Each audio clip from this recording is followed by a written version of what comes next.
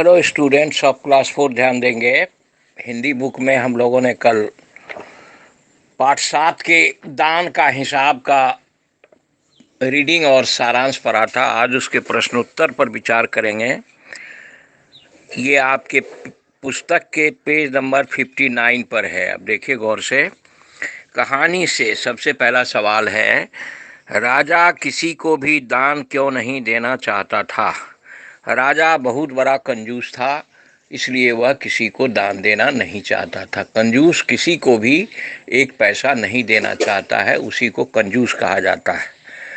दूसरा है ख, राज दरबार के लोग मन ही मन राजा को बुरा कहते थे, लेकिन वे राजा का विरोध क्यों नहीं कर पाते थे?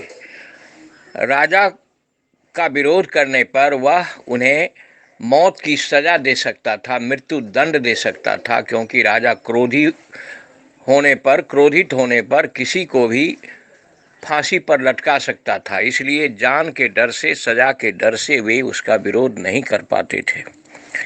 गौ में है, राज्य सभा में सज्जन और विद्वान लोग क्यों नहीं जाते थे? राज्यसभा में सज्जन और विद्वान इसलिए नहीं जाते थे कि उनका वहां बिल्कुल स्वागत सत्कार नहीं होता था।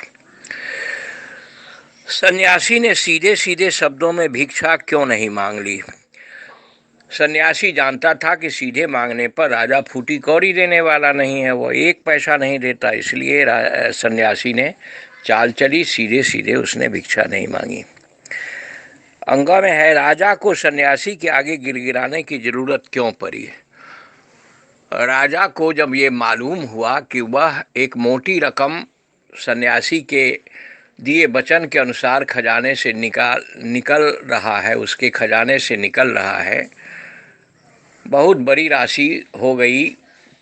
20 दिन में लगातार 1 रुपये का प्रतिदिन दुगुना करके देने से खजाने से लाखों रुपए झटका जा रहा है।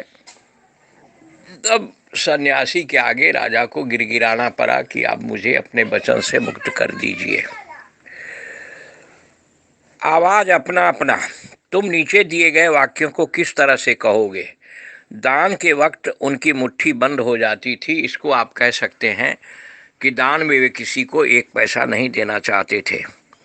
हिसाब देखकर मंत्री का चेहरा फीका पड़ गया। हिसाब देखकर मंत्री उदास हो गया।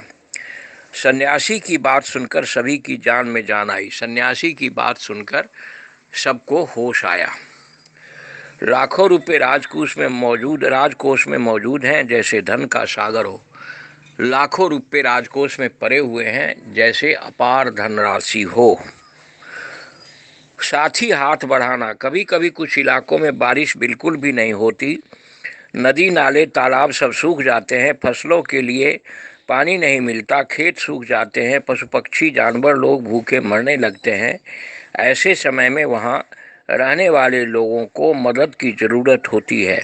तुम भी लोगों की मदद जरूर कर सकते हो। सोच कर बताओ, तुम अकाल में परेशान लोगों की मदद कैसे करोगे?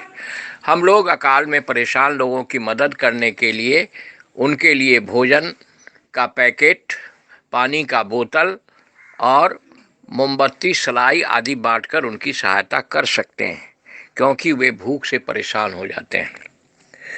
इस तरह से पेज नंबर 59 पर दिए गए प्रश्नों का उत्तर मैंने आपको समझा दिया। इसको आप ठीक से याद कर लेंगे। वैसे इसको आप पहले भी पढ़ चुके हैं। शेष अगले क्लास में। धन्यवाद।